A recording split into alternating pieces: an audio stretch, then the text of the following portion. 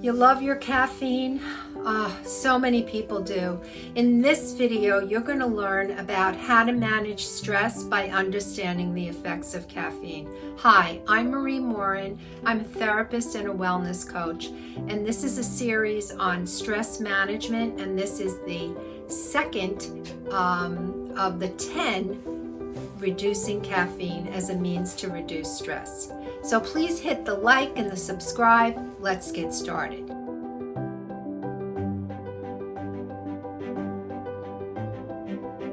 So I have so much to tell you about today. One of the things is that there are benefits to drinking caffeine and there are caveats to drinking caffeine. So let's go through the benefits. Now, what's really interesting is that there's been studies shown that if you drink coffee, which is actually caffeine, lots of caffeine in coffee, you could live longer, and for some, they would be less likely to die from other illnesses like coronary heart disease, stroke, diabetes, all if they drink coffee. Who knew?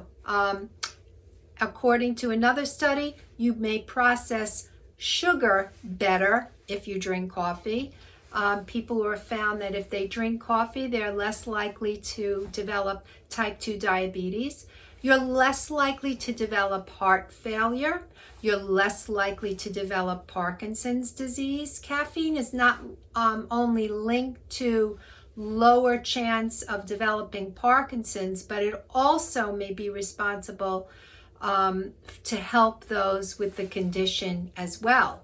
And then it also, according to studies, makes your DNA stronger, which sounds amazing, right? So why is caffeine so bad? So here's the deal. Caffeine does increase your heart rate. It does increase your dopamine. It does increase adrenaline.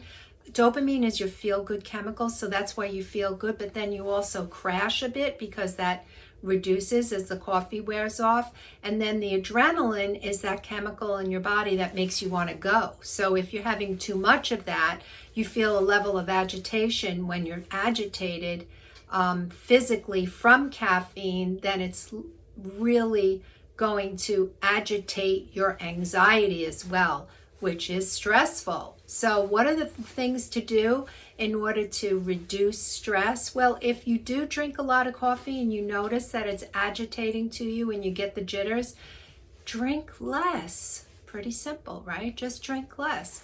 Also, avoid caffeine after 2 o'clock because for some, they're very sensitive and it could create difficulty in sleeping, and sleeping is super important. So what did we talk about? We talked about the benefits. You can have, you could live longer. You may process sugar better. You're less likely to develop heart failure. It helps people who have Parkinson's, as well as studies have shown that you're less likely to develop Parkinson's and your DNA gets stronger. And an interesting thing is the verdict is don't drink too much. You can have it. While it is an addictive substance, it is considered a drug.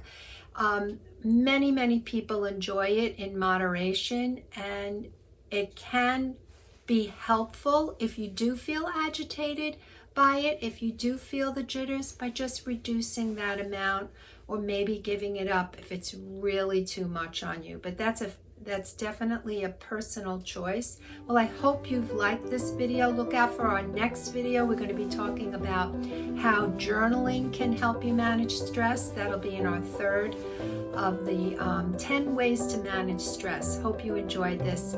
See you next time.